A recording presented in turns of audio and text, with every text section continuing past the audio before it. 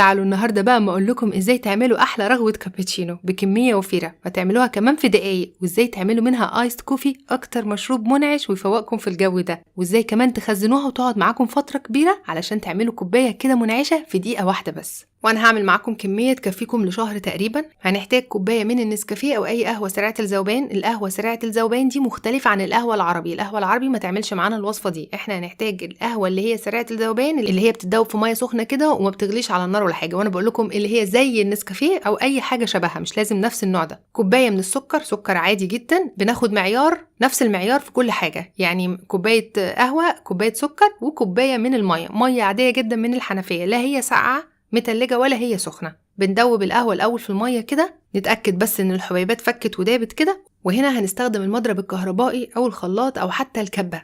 مفيش مشكلة من الخلاط والكبة، ولكن في فرق هيحصل طبعا. لو استخدمنا الخلاط أو الكبة هيطلع معانا فوم خفيف شوية وممكن يتخزن في التلاجة أسبوع ولا حاجة، أو ممكن نستخدمه وقتي على طول كده. ولكن المضرب الكهربائي بيطلع معانا قوام تقيل وهاشش وخفيف ولونه بيفتحها خالص زي الكريم شانتيه كده. لو استخدمنا الخلاط او الكبه هيطلع معانا فوم لونه فاتح برضو بس مش قوي زي كده، وقوامه اخف من كده، ويتخزن في التلاجة ما يقعدش في الفريزر.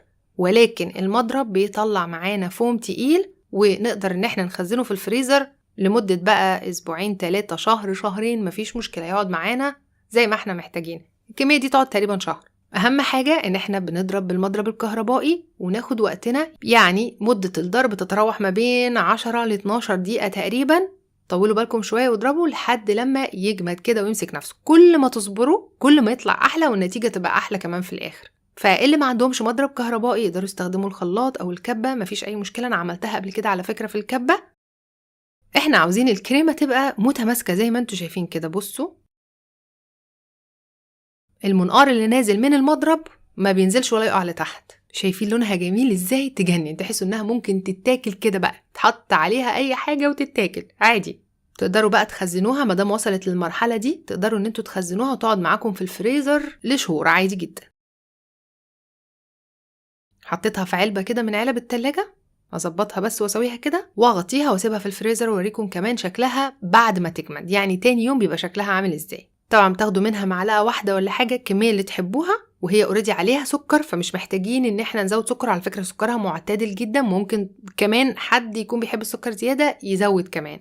وبصوا لما بتجمد بتبقى عامله زي الايس كريم شويه كده، بس مش بتجمد تماما، يعني ما بتتحولش لميه متجمده او الايس كريم متجمد قوي، لا بتبقى طريه زي ما انتوا شايفين كده. تقدروا تغرفوا منها، تعملوا سكوب منها عادي، ولكن ستيل بتفضل طريه طول الوقت. هنا حطيت معاها لبن ساقع وسكوب ايس كريم كده تجنن بجد، مش محتاجه حاجه، هي كده وخلاص، مش عايزه حاجه تانية. منعشه جدا وتفوقكم جدا في الجو ده. وبس كده. اتمنى ان الفيديو يكون عجبكم. ما تنسوش تجربوا الوصفه وتقولي رايكم فيها، ونزلوا تطبيقاتكم على الجروب بتاعي على الفيسبوك. واشوفكم ان شاء الله المره الجايه في فيديو جديد.